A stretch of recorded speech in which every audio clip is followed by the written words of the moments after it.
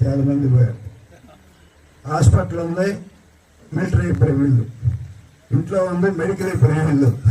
ఇద్దరే ప్రేమిలే, ఇద్దరు ముస్లిమ్స్, ఇద్దరే నాకు ఇచ్చింది. మిలిటరీ ప్రేమ, మెడికల్ ఇద్దరు చనిపోయారు. నేను వచ్చినప్పుడు చాలా మంది పిల్లలు మధ్యలో నాన్న ఉండేవాడు, కాలేజీ ఉండేవాడు, మాపు డ్రైవర్ ఉండేవాడు. వీళ్ళందరూ రోజు బస్సులో కానీ నా దగ్గరకు వచ్చి పలకరించేవాడు. అంటే ఏదో నా అదృష్టం పొంది ఇక్కడికి వచ్చాను. ఇక్కడ వచ్చినందుకు మీ అందరికీ అభిమానంతో ఇక్కడే ఉంటున్నాను. మీరు ఎప్పుడు అన్నీ గొప్పతనం కదా. డాక్టర్ ఇప్పుడు టీచర్ ఏం చేస్తాడు, చదువు చెబుతాడు, చేశాడు. ఆయన వచ్చిన తర్వాత ఆయన ఆత్మకూరు నుంచి వచ్చాడు. ఇక్కడ ఆయన కాదు, ఇక్కడ పుట్టి పెరగలేదు. తర్వాత వాళ్ళ పిల్లలు ఈ రోజు ఇక్కడ ఉంటున్నారు. ఈ రోజున 10 మసీదులు ఉన్నాయి ఈ ఊళ్ళో. ఇప్పుడు చిన్నగా ఉండేది, అంటే దానికల్లా జనాభా కూడా పెరిగింది. అయితే చాలా చక్కగా ఇస్లాంని దాని గురించి కామెంట్ చేయటం కానీ దాని గురించి చేసేంత పెద్ద ఇచ్చిన ఇస్లాం అది ప్రపంచ శాంతి కోసం చేస్తుంది. అలాగే ఇస్లాంలో మీరు ఎంత సంపాదించినా కొంత దానం చేయాలి. వడ్డీకి డబ్బులు ఇవ్వకూడదు. ఏ ఇజం లేదు, ఏ కమ్యూనిజం, ఏ మార్కెటిజం కంటే కూడా ఎక్కువ గొప్ప విషయాలు ఉన్నాయి ఖురాన్లో. లేదు, గొప్ప విషయాలు ఉన్నాయి. అది సరిగ్గా పాటిస్తే ఈ దేశంలో ఇన్ని అనర్థాలు కానివ్వండి, ఇంత గొడవలు ఎప్పుడు ఉండవు. మరీ బాబులు అంటాడు, నా దృష్టిలో నాడు పడలేదు ఎందుకున్నాం, ఇక నుంచి పడతాం. ఏదైనా ఇస్మాయిల్ గురించి చెప్పాలంటే వాళ్ళ మామగారు మేము ప్రోత్సాహం. కరీముల్లా గారు ఇప్పుడు ఈయన ఏం చేసినా ఇంకోళ్ళు అయితే ఎన్నో ఇంతగా డబ్బులు ఖర్చు పెడుతున్నాం అని అంటారు. ఆయన ఎప్పుడు అనలేదు, మంచి పనులు చేయమంటాడు. అలా ఆయనకి ఎప్పుడు చేయాలనే తపనది మనిషి స్వతహాగా ఉంటుంది, ఆ జీన్స్లో ఉంటుంది. మనం చెబితే ఉండేది కాదు. ఇప్పుడు ఇప్పుడు కాకిలాగానే వస్తుంది, కోయల్లాగానే వస్తుంది. అటువంటి కోయల్లాగా ఉండే మంచి వ్యక్తి తగ్గిన కూడా పిలిచారు కదా, క్రిస్టియన్ పిలిచి, అది గొప్పతనం. ఆయన ఎప్పుడు సంతోషంగా ఉండాలి. రాజకీయాల్లో నేను పొరపాట్లు దిగాను. రాజకీయాలు అనవసరం మాదంటే రాజకీయాల్లో దాంట్లో ఎంతో పుచ్చితం ఉండాలి, మోసం ఉండాలి, డబ్బులు కరప్షన్ చేయాలి. అవన్నీ మాకు తగిన ఏం అవసరం లేదు. ప్రజల గుండెల్లో స్థిరస్థాయి ఉంటే చాలు. తర్వాత నా జీవితం కూడా సినిమాలాగా ఉంది. నేను తర్వాత ఇక్కడ హాస్పిటల్ కట్టాను. కొని 80 ఏళ్ళప్పుడు ఎవరైనా హాస్పిటల్ కడతారా? 80 ఏళ్ళప్పుడు కూడా ఎవరు కట్టరు. ఎందుకంటే ఈ ప్రాంతంలో ప్రజల యొక్క ఆదరణ, అభిమానం చూస్తే నేను ఇక్కడే ఉండాలి. నాకు ఎవరు ఇక్కడ చుట్టాలు లేరు. మీరే బంధువులు, మీరే స్నేహితులు, ఎవరు ఒక చుట్టం కూడా ఎవరు లేరు. అందరూ సార్ అనేవాడు కానీ, అన్న కానీ అని మామయ్య కూడా ఎవరు లేరు. అయినా కూడా నేను ఇక్కడే ఉండి కట్టడం కూడా మీ అభిమానం, ఇంత గుర్తింపు తెచ్చినందుకు ఇక్కడ ఉన్నా.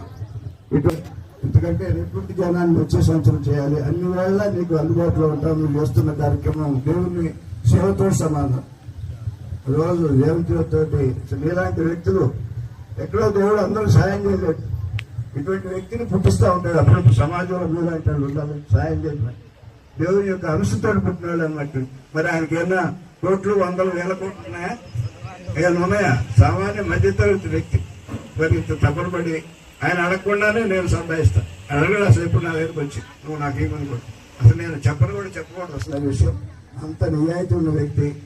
ఇటువంటి వ్యక్తులు సమాజంలో ఉండాలి. అప్పుడప్పుడు ఉన్నంత వరకే సమాజం బాగుపడుతుంది. అందరూ తోచేవాళ్ళు మంచి పేరు ఎక్కడా లేదు. చాలా మత సమస్యతో నేను వచ్చిన నుంచి ఇక్కడ గొడవలు కానీ ఏమి అసలు దాని గురించే మాట్లాడు. అన్న తమ్ముడు అందరూ అంటారు. అట్లా ఉంటాం కూడా కొన్ని చాలా ఘోరమైన పరిస్థితులు కొన్ని ఎదుర్కొన్నాను. నేను మిలిటరీ ఇప్పటికి జబ్బు వచ్చి ఆయన కార్యక్రమాలు ఇంకో 100 సంవత్సరాలు కూడా ఆయన చేయాలి. మరి బాబు నీకు కూడా ఇటువంటి కార్యక్రమాలు నేను సేవలు వదులుతాను. మీ అందరికీ నమస్కరిస్తూ సెలవు తీసుకుంటాను.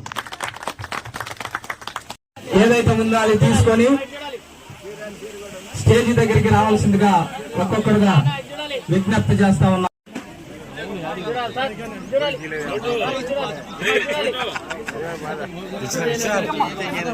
రాత్రి 10 గంటలకు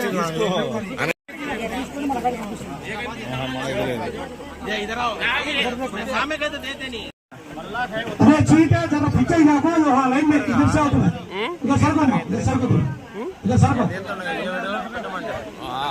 सर को तुम वाले ये टीवी क्या याला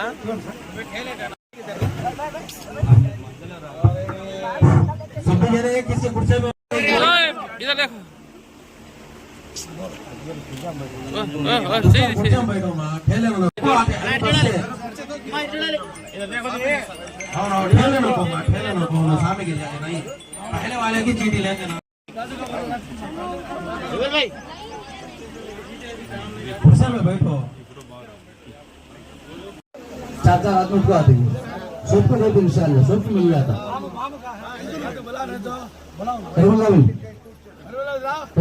ఈయనకి ఇచ్చి పంపేయండి పోయి ఈయనకి ఇచ్చి పంపేయండి ఇతనికి ఇచ్చి పంపి